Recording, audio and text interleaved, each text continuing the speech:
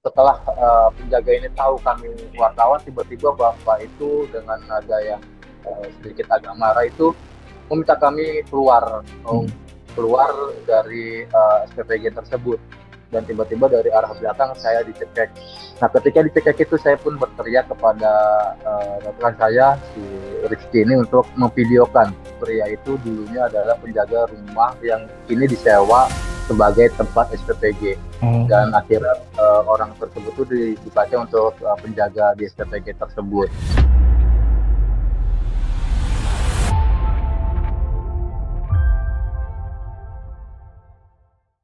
Kasus keracunan diduga akibat makan bergizi gratis belakangan menjadi sorotan berbagai media. Namun, kejadian tidak menyenangkan dialami oleh seorang wartawan ketika hendak meliput kasus tersebut.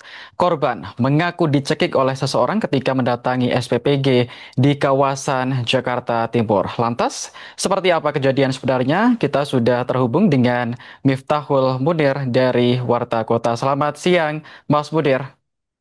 Selamat siang. Oke, Mas Munir, bisa diceritakan bagaimana kronologi Mas Munir mendapat ancaman atau dugaan penganiayaan saat meliput MBG ini?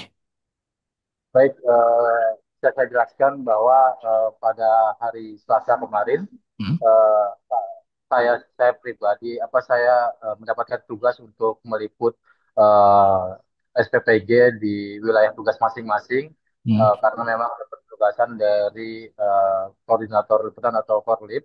Dan pada siang itu saya awalnya mendatangi SPPG di kawasan Ciracas di Jalan Raya Centex, dan di sana kami atau saya sendiri disambut baik oleh petugas SPPG Ciracas. Dan karena memang kepala SPPG-nya di sana tidak ada di lokasi, dan kami disuruh untuk menunggu sampai kepala SPPG-nya ini tiba di kantornya. Dan Hmm. tidak lama berselang, sekitar pukul 11-an itu kami mendapatkan, saya dan rekan saya yang bernama Rizky Palupi dari media MNC itu mendapatkan informasi bahwa ada siswa yang diduga keracunan makan bergizi gratis. Dan kami pun bergegas ke sekolah SDN 01 Gedong, Kecamatan Pasar Bo, Jakarta Timur. Setiba di sana, kami bertemu dengan sejumlah guru dan juga beberapa orang tua yang sedang eh, menjemput anaknya. Dan di sana guru pun memberikan penjelasan bahwa ada 19 anak yang ada 20 anak yang diduga menjadi korban keracunan. Hmm. Dan beberapa di antaranya itu sampai dibawa ke rumah sakit Pasar Bo, Jakarta Timur. Setelah lama menunggu di sana dan pihak kepala sekolah pun tidak mau memberikan keterangan, akhirnya kami sempat mewawancarai pedagang yang berada di seberang sekolah tersebut. Hmm. Setelah mewawancarai, ada informasi, kami mendapatkan informasi bahwa adanya eh, informasi itu berisi bahwa SPPG penyedia MBG di SDN 01 Gedong ini didatangi oleh aparat kepolisian, sehingga kami pun mencari lokasinya. Dan melalui Google Maps kami hanya mendapatkan SPPG Gedong 2, dan kami pun mendatangi ke sana untuk menelusuri terkait dengan SPPG yang menyediakan MBG tersebut. Setiba di sana sekitar pukul 12-an itu kami akhirnya saya parkir di depan eh, di depan SPPG itu, di SPPG Gedung 2. Namun saat saya baru mematikan sepeda motor, pihak penjaga itu meminta saya untuk masuk ke dalam atau parkir di dalam.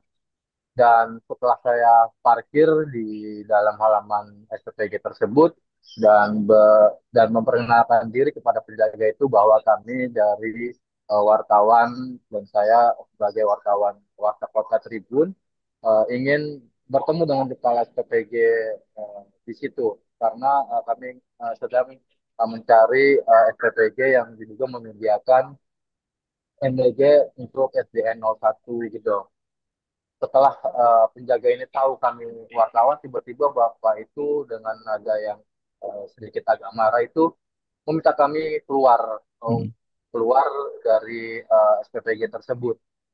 Dan akhirnya kami sudah menjelaskan bahwa kami hanya ingin bertemu dengan Pak SPPG. Namun terus-terusan Bapak itu meminta kami untuk keluar atau mengusir kami dari dalam halaman parkir tersebut. Sambil marah-marah dan saya pun sempat memvideokan ketika Bapak itu mengusir kami dari parkiran. Dan setelah itu juga sempat Bapak itu berkata, biasanya kalau misalkan ada tamu, kepala SPPG itu memberitahu dirinya, dan ini tidak ada informasi dari kepala SPPG bahwa bakal ada tamu yang datang. Dan kemudian saya pun menyatakan bahwa tidak ada nomor telepon kepala SPPG, karena si penjaga ini meminta saya untuk menghubunginya terlebih dahulu. Karena saya tidak punya, saya meminta nomor kepala SPG itu, dan si bapak itu justru malah marah dan tidak mau memberikan, padahal beliau sendiri yang meminta untuk saya menghubungi. Dan setelah itu bapak itu masuk ke dalam, atau penjaga itu masuk ke dalam SPPG, dan saya masih tetap menunggu kepala SPPG itu kembali ke SPPG tersebut untuk mendapatkan klarifikasi atau informasi terkait dengan SPPG mana yang menyediakan MBG yang membuat siswa diduga keracunan ini. Dan tak lama atau beberapa menit berselang itu ada mobil SPPG gedung 2 ini tiba di masuk dari gang remaja 2 itu masuk dan menuju ke depan gerbang dari SPPG itu. Saya pun karena memang kebutuhan liputan saya memang kebutuhannya ada video, dan saya pun merekam ketika mobil itu tiba di SPPG. Saya merekam pun berada di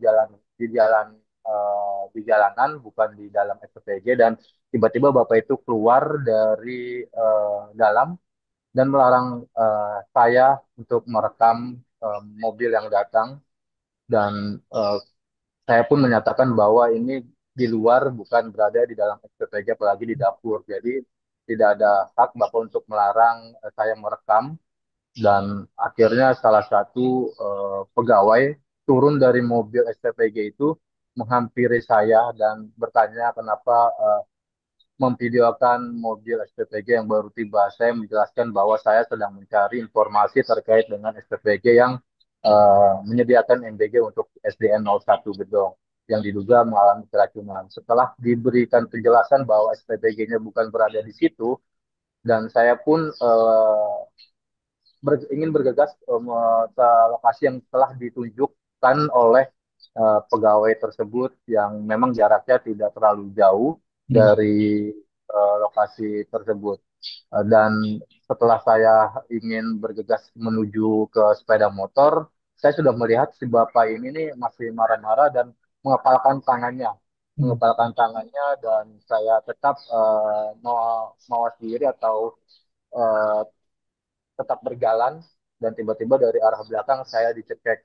Nah, ketika dicekek itu saya pun berteriak kepada rekan saya si Rizky ini untuk memvideokan aksi dari penjaga tersebut. Dan setelah itu, setelah saya dicekek pun pegawai-pegawai di situ melerai atau menarik si penjaga itu untuk tidak melakukan penganiayaan. Dan setelah saya dicekek, Bapak itu kemudian melakukan hal serupa pada rekan saya. Dan rekan saya pun sempat berusaha berteriak agar tidak sampai terjadi aksi-aksi yang melakukan penganiayaan. Dan setelah dilerai itu, saya sempat mengobrol bahwa memang kalau bukan di situ ya kami akan pergi, dan saya sudah menyatakan kita akan pergi dari awal dikasih penjelasan itu. Namun kenapa justru ketika saya mau pergi saya malah dicekek. Dan setelah itu saya pergi ke SPPG eh, Gedong 1 yang menjadi titik penyedia MBG untuk SDN 01 Gedong. Begitu rekan. Baik, berarti posisinya memang Mas Munir ini bersama satu rekan wartawan lainnya atau memang hanya berdua atau ada wartawan lain juga, Mas Munir? Baik, memang kita dari menuju SPBG Ciracas ini memang sudah berdua sampai ke Hmm. sekolah, dan sampai ke SPBG Hmm. Gedong 2 pun kita berdua, tidak ada rekan yang lain, karena memang kami menelusuri dugaan keracunan ini, dan Terus, tidak ada terus gimana? maksud kami pun tidak ada maksud untuk Oke. masuk ke dalam ke dalam SPPG ataupun ke dapurnya karena memang yang saya tahu memang harus berizin dulu jika ingin meliput dapur seperti itu. Baik, Mas Munir, pada saat kejadian ini hanya bersama seorang wartawan dan sempat adakah penjelasan dari orang yang mengusir apa alasannya tidak boleh masuk ke dalam SPBG yang di sana selain mendapatkan pengusiran, apakah pihak ini juga menjelaskan alasan seperti itu, Mas Munir? Baik, tidak ada penjelasan apapun dari penjaga yang mengusir kami itu. Dia hanya meminta kami untuk keluar karena memang kepala SPPG-nya sedang tidak ada di lokasi. Hmm. Dan pada saat kami bisa keluar, juga kami sempat meminta kontak dari kepala SPPG untuk Hmm. bisa kami hubungi terkait dengan kedatangan kami. Hmm. Begitu, rekan Agus. Baik, lalu terkait dengan sosok yang diduga melakukan penganiayaan terhadap Mas Munir dan juga rekan, ini apakah Mas Munir sendiri sudah mendapatkan informasi terkait sosok tersebut? Apakah beliau ini merupakan pegawai SPPG atau siapa? Adakah informasi yang didapatkan, Mas Munir? Baik, dari informasi yang saya terima dari Kepala SPPG pada usai saya menjalani BAP, Hmm.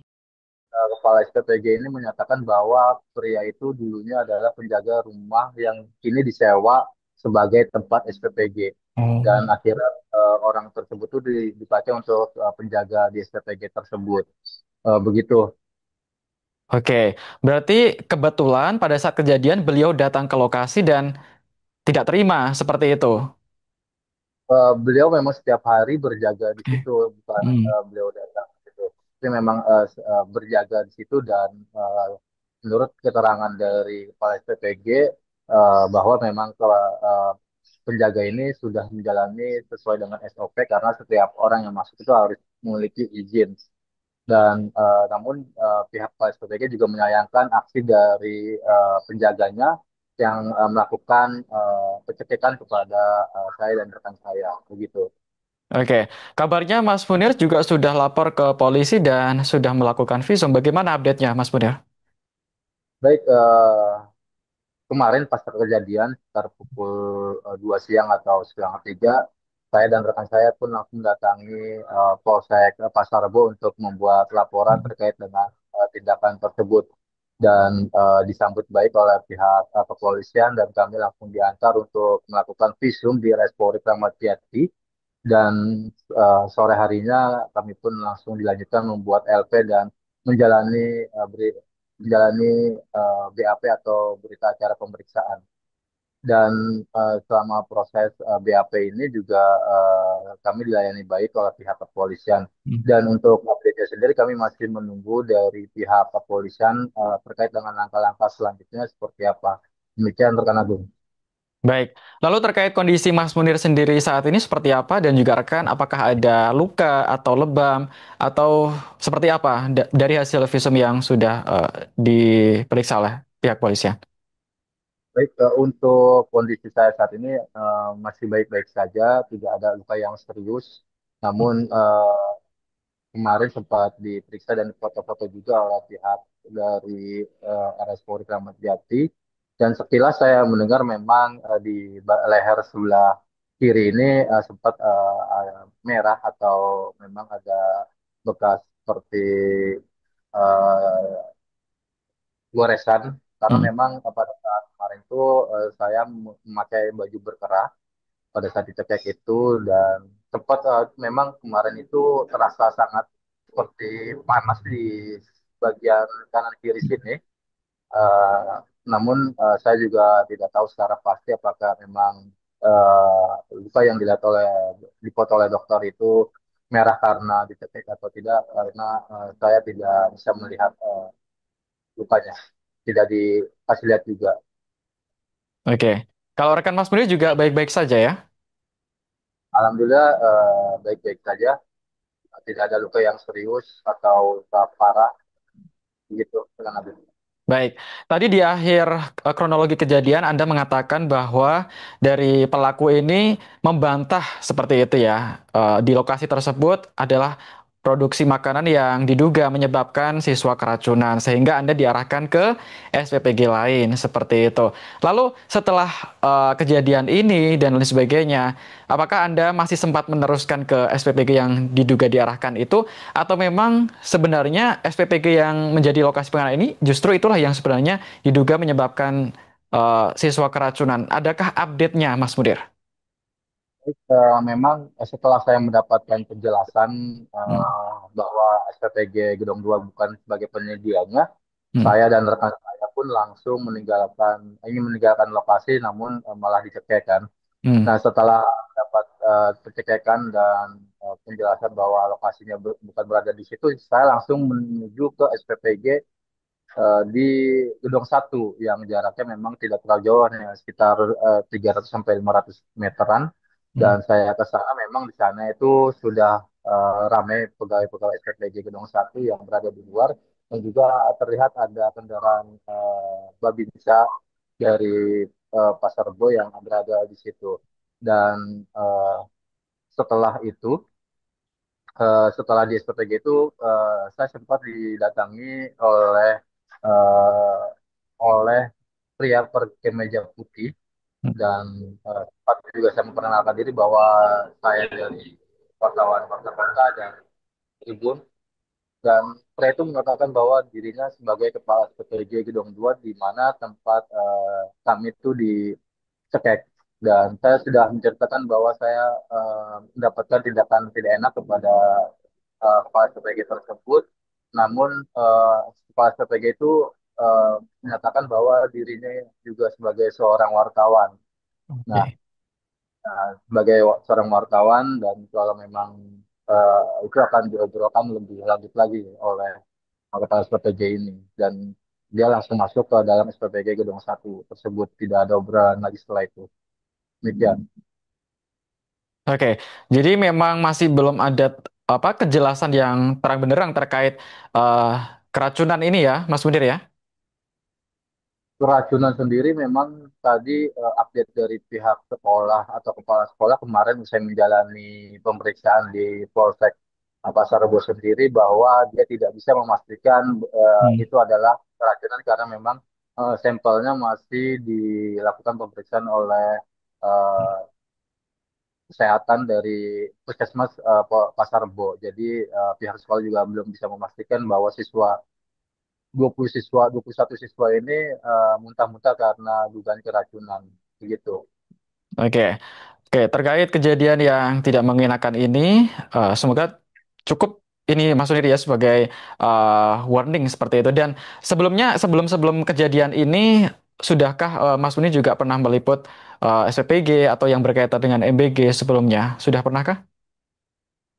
Sebelumnya memang saya sudah pernah meliput ke SPPG, tapi tidak sampai terjadi ke Hmm. peristiwa seperti ini.